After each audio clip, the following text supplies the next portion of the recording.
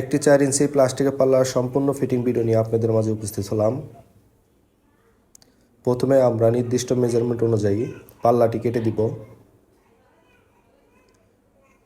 এটা একটি electric cutting machine, এটা দিয়ে আমরা পাল্লাটি কেটে দিচ্ছি। পাল্লাটি কাটার পরে আমরা কবজা ফিটিং করে দিব 1.5 ইঞ্চি স্ক্রু দিয়ে। তারপরে আমরা সাইডে অতিরিক্ত গ্যাপ অংশ বিট দিয়ে লাগিয়ে দিচ্ছি, যেন পোকামাকড় ধুলাবালি না যেতে পারে। দুই পাশে আমরা বিট লাগিয়ে দিব।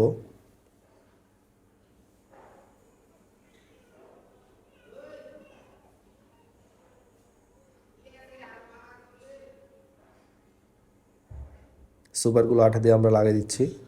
এরপরে আমরা নির্দিষ্ট মেজারমেন্ট অনুযায়ী সিটকানি হ্যান্ডেল ফিটিং করে দিচ্ছি। চৌকার সাথে পাল্লার কবজা ফিটিং অ্যাডজাস্ট করা শেষ। তো আলহামদুলিল্লাহ আমাদের কাজ প্রায় শেষের দিকে। তো আমাদের দরজাটি কমপ্লিট হয়েছে।